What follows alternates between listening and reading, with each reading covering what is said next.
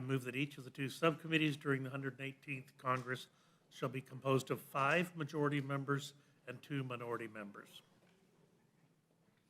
The subcommittee sizes and ratios will remain the same as previous Congress. The ratio will be 5-2, which has been the practice of Republican and Democratic majorities. Is there any further discussion on the amendment? Hearing none, the question is on the motion of the gentleman from Texas. All those in favor signify by saying aye. Aye. All those opposed, no.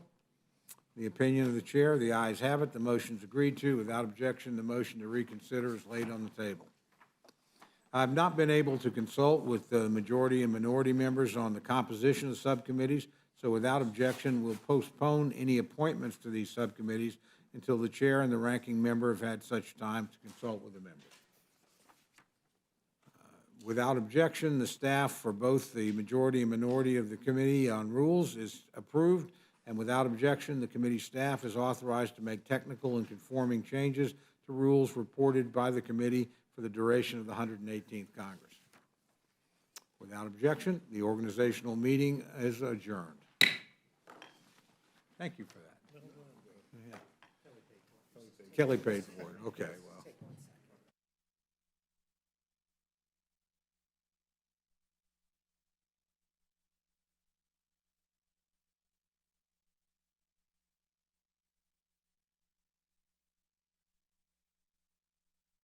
Welcome to our first legislative hearing of the 118th Congress. Our business today is to consider 4 items.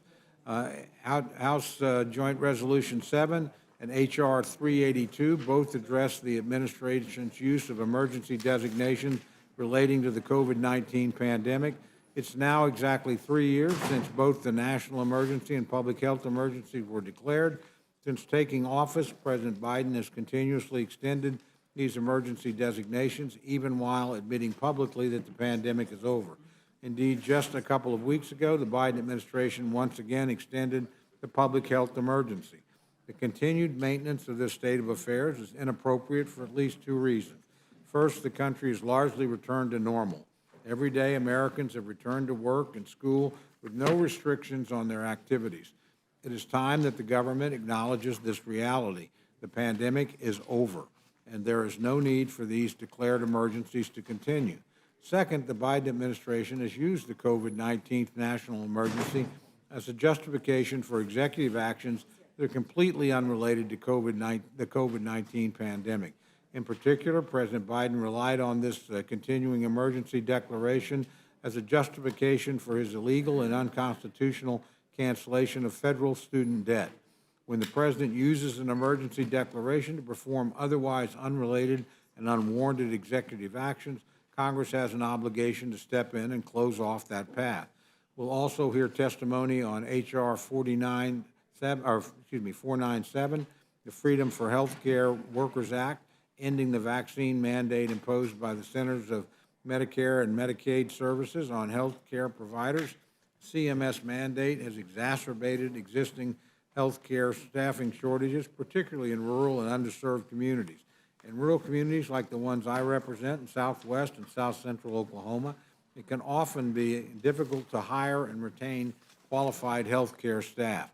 Continuing this mandate has forced healthcare workers nationwide to choose between their professions and their rights, and in many cases, they're choosing to leave their jobs.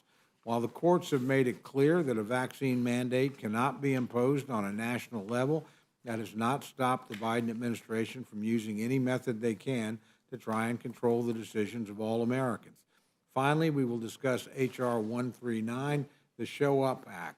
As its name implies, this bill will take steps to ensure that the federal workforce return to the same telework policies and practices they maintained prior to the pandemic. All across the country, workplaces have reopened and workers have safely returned in person. There's no reason for the federal government not to do the same. I look forward to hearing from our witnesses today on these common sense bills, and now yield time to our ranking member, Mr. McGovern, for any remarks he wishes